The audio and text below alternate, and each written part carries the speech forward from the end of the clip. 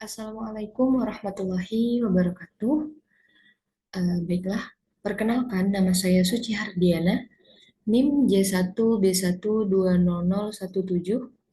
Baiklah, pada kesempatan kali ini, izinkan saya untuk menyampaikan materi terkait siklus ideal pada motor bakar. Adapun dosen pengampu untuk mata kuliah ini yaitu eh, Ibu Dr. Dewi Fortuna dan Ibu Diana Febriani Daulay.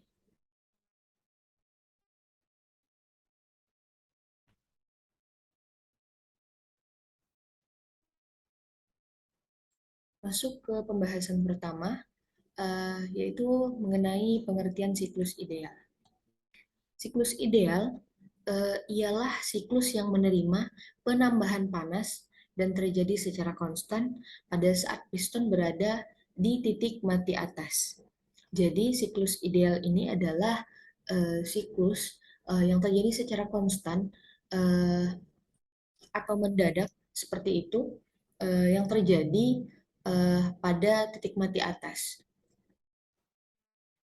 Berikutnya ada jenis siklus. Di sini jenis siklus terbagi menjadi dua, yaitu eh, berlangsung dengan 4 langkah dan 2 langkah. Untuk mesin 4 langkah, siklus kerja itu terjadi sebanyak 4 langkah piston. Sedangkan untuk mesin 2 langkah, itu terjadi sebanyak 2 langkah piston. Berikutnya, yaitu cara kerja pembakaran 4 langkah dan 2 langkah. Yang pertama yaitu cara kerja 4 langkah.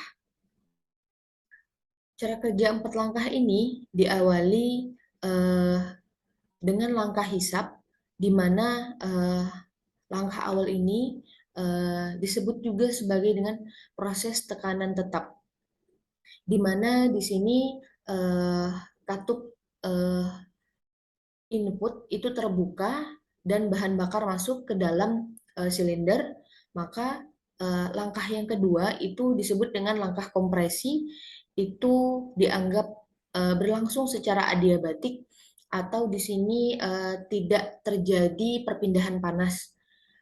Di sini kompresi ini ialah terjadinya tekanan. Dilanjutkan dengan proses ketiga, yaitu proses pembakaran. Ini dianggap sebagai pemasukan kalor pada volume konstan. Nah, proses pembakaran ini terjadi ketika udara telah bercampur dengan bahan bakar dan telah dikompresi, maka terjadi eh, pembakaran. Yang keempat itu ada langkah kerja, ialah proses adiabatik. Setelah proses pembakaran terjadi, maka terjadi percikan atau nyala api yang akan menyebabkan terjadinya pembakaran. Dilanjutkan dengan proses pembuangan, dianggap sebagai proses pengeluaran kalor pada volume konstan. Nah, setelah terjadi pembakaran, maka dilanjutkan dengan proses buangan gas hasil pembakaran. Setelah terjadi proses pembuangan, maka hasil gas buangan ini akan disalurkan pada saluran pengeluaran atau knalpot. Lanjut, yang kedua itu ialah cara kerja untuk 2 langkah. Pertama, setelah pembakaran terjadi, piston bergerak dari titik mati atas ke titik mati bawah. Pada saat ini lubang buang itu terbuka karena tekanan besar yang terjadi dan gas pembakaran keluar menuju lubang buang. Pada saat lubang buang semakin terbuka, maka saluran bilas pun terbuka. Proses bilas pun terjadi melalui saluran bilas. Jadi proses bilas ini terjadi pada saat lubang buang ini semakin terbuka dan proses bilas akan berhenti pada saat piston dari titik mati bawah menuju ke titik mati atas.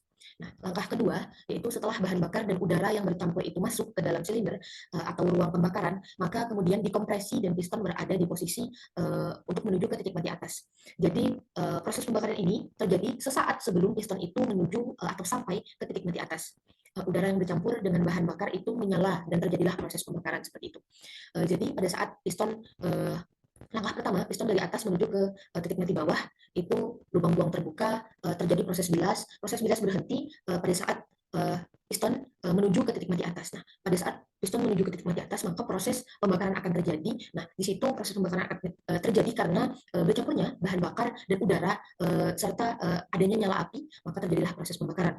Uh, itu adalah dua proses dari cara kerja dua langkah. Nah, setelah proses kedua terjadi, maka siklus akan berputar kembali lagi ke langkah yang pertama. Sekian penjelasan dari saya. Lebih dan kurang saya mohon maaf. Saya tutup. Wabillahi taufiq wal hidayah. Assalamualaikum warahmatullahi wabarakatuh.